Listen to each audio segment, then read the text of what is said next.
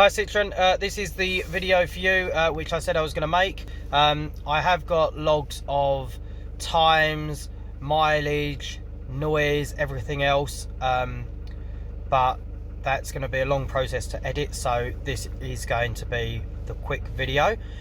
So basically this is inside the vehicle. I'm currently on 12,800 miles, but this has been doing it from around about 4,000 miles. If you can hear this, and what we're listening for is the tapping like that from the engine.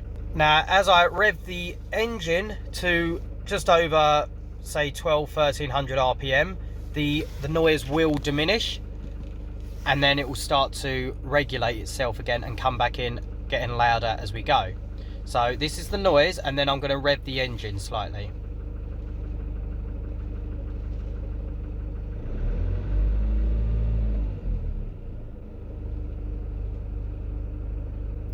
The noise then goes. Now it's coming back. But this is the same noise from outside. And again, when I rev it,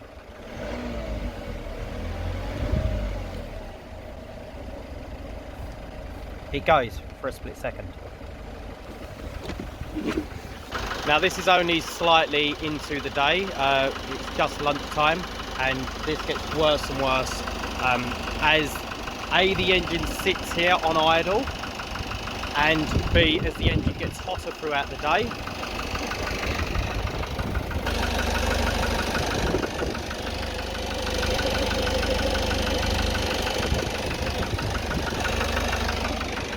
I also don't know if you can tell, there's a fretting sound, so over the tapping sound you also get a fretting sound, which sound is kind of like that. What I'm going to do is I'm going to turn this camera around. I'm going to then rev the engine, run round to the front of the van so you can hear it.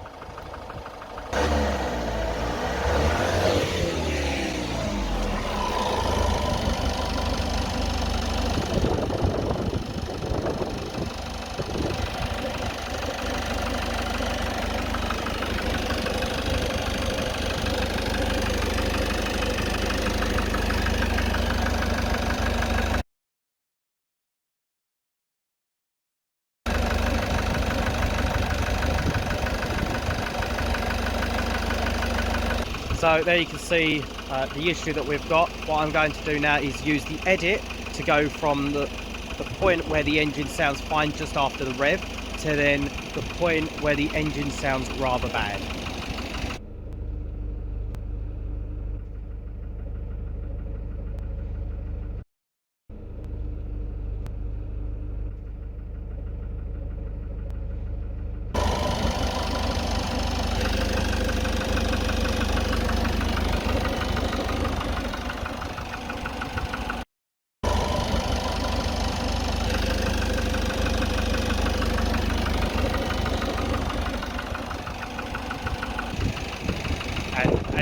Hear this, that knocking's getting worse. The longer and longer I leave it like this, the worse it gets. So what I have to do is slightly rev the engine every time that I'm at the set of traffic lights.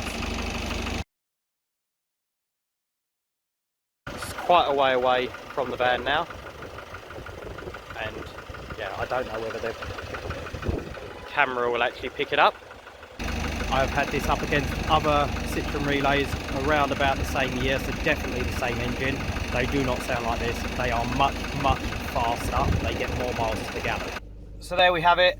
I'd like you to send this round internally and maybe just get some other ears and eyes on this to work out what it could be. It's bad, it's embarrassing. I'm trying to show up to customers' houses and I'm getting people say, wow, what's wrong with your van? I've had this problem probably about 2-3 months into the purchase of the van. It's always sounded very rough, the engine that is. It's always sounded like an old engine, like an old worn engine. My old Citroen, which is a 2010, now obviously you've got different engine types now, but that engine sounds much smoother than this. It is faster than this, and that's a 120 PS engine, not the 140, which this engine is the 140.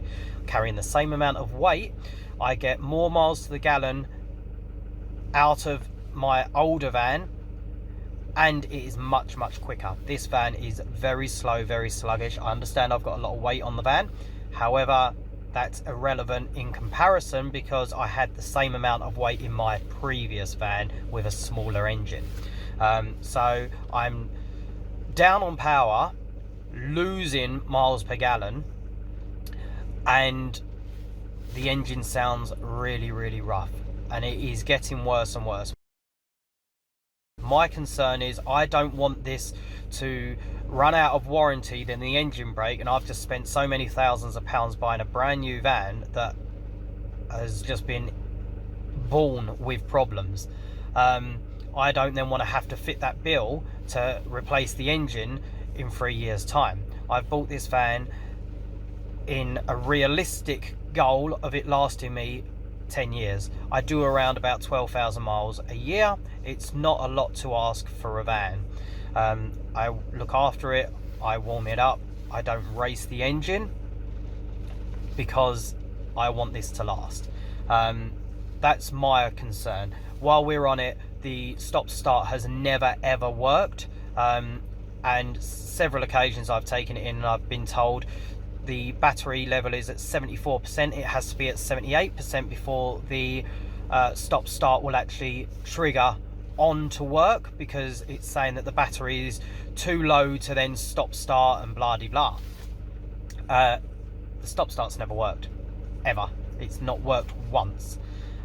My problem is, and I've said it on several occasions, replace the battery. And for some reason, to me at Basildon, are not prepared to replace the battery.